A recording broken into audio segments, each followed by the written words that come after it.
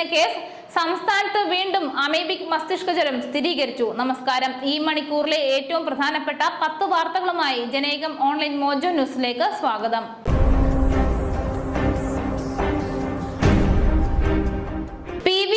MLA-ക്കെതിരെ phone ചോർത്തിയതിന് case. പൊതുസുരക്ഷയെ ബാധിക്കുന്ന തരത്തിൽ police ഉദ്യോഗസ്ഥരുടെ ഫോൺ ചോർത്തിയതും ദൃശ്യമാധ്യമങ്ങളുടെ ഇത് പ്രചരിപ്പിച്ച് കലാപത്തിന് ശ്രമിച്ചെന്നുമാണ് കേസ്. കോട്ടയം നെടുങ്കുന്നം സ്വദേശി തോമസ് പീലിയാനിക്കൽ നൽകിയ പരാതിയിൽ കറുകച്ചാൽ പോലീസാണ് കേസെടുത്തിരിക്കുന്നത്.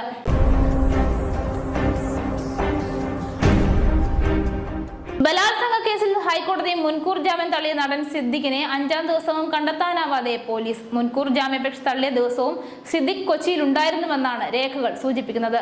സുപ്രീം കോടതിയിൽ നൽകാനുള്ള രേഖകൾ അറ്റസ്റ്റ് ചെയ്തത് ഹൈക്കോടതിക്ക് തൊട്ടടുത്തുള്ള നോട്ടറിയിലെത്തിയാണ്. ഇവിടെ നേരിട്ട് എത്തിയാണ് സിദ്ദിഖ് രേഖകൾ അറ്റസ്റ്റ് ചെയ്തതെന്നാണ് പുറത്തുവരുന്ന വിവരം.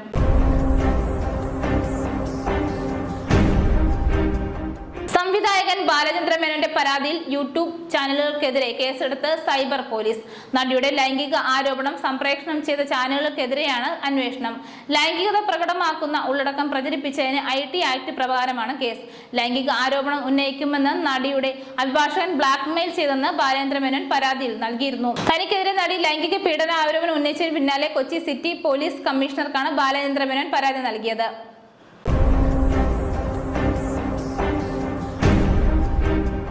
സംസ്ഥാനത്ത് വീണ്ടും അമീബിക് മസ്തിഷ്ക ജ്വരം സ്ഥിരീകരിച്ചു. തിരുവനന്തപുരത്ത് 2 പേർക്ക് കൂടി രോഗം സ്ഥിരീകരിച്ചു. കഴിഞ്ഞ ദിവസം നാവായിക്കുളത്തെ +2 വിദ്യാർത്ഥിക്ക് രോഗം സ്ഥിരീകരിച്ചിരുന്നു. ഇതോടെ ചികിത്സയിൽ കഴിയുന്നവരുടെ എണ്ണം 3ആയി. രോഗബാധ സ്ഥിരീകരിച്ച 3 പേരും തിരുവനന്തപുരം മെഡിക്കൽ കോളേജിൽ ചികിത്സയിലാണ്. നാവായിക്കുളം പഞ്ചായത്തിലെ ഡീസന്റ് മുക്ക് വാർഡിൽ താമസിക്കുന്ന വിദ്യാർത്ഥിക്കാണ് വ്യാഴാഴ്ച രോഗം സ്ഥിരീകരിച്ചത്. 2 മാസത്തിനിടെ 14 പേർക്കാണ് ഇതുവരെ രോഗം സ്ഥിരീകരിച്ചിട്ടുള്ളത്.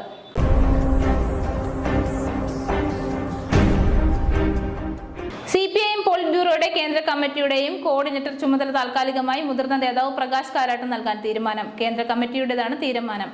CPIM-ന്റെ 24ാമത് പാർട്ടി കോൺഗ്രസ് വരെ PB-യുടെയും കേന്ദ്ര കമ്മിറ്റിയുടെയും കോർഡിനേറ്ററായി കാരാട്ട് തുടരുമെന്ന് പാർട്ടി വാർത്താക്കുറിപ്പിൽ അറിയിച്ചു.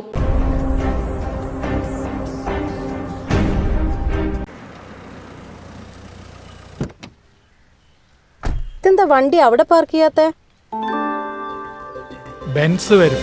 അതെ, മെഗാ സമ്മാനം പുതിയ ബെൻസ് കാറാണ്. 2ാം സമ്മാനം ഇന്നോവ ക്രിസ്റ്റ, അതും 17 എണ്ണം. പിന്നെ ഈ സീരീസിൽ 10ൽ ഒരാൾക്ക് ഓണക്കോടിയും. ഇത്തവണ സമ്മാനങ്ങളുടെ നക്ഷത്രത്തിലക്കവുമായി KSFE ഗാലക്സി ചിട്ടികൾ. അപകടത്തിനിടെ എയർബാഗ് മുഖത്തമർന്ന് 2 വയസ്സുകാരി ശ്വാസം മുട്ടി മരിച്ചു. മലപ്പുറം പൊന്മള ചാപ്പനങ്ങാടി തെക്കത്ത് നസീറിന്റെയും റംഷീനയുടെയും മകൾ ഇഫയാണ് മരിച്ചത്. കുഞ്ഞും മാതാപിതാക്കളും സഞ്ചരിച്ചിരുന്ന കാറും ടാങ്കർ ലോറിയും കൂട്ടിയിടിച്ചുണ്ടായ അപകടത്തിനിടെയാണ് സംഭവം.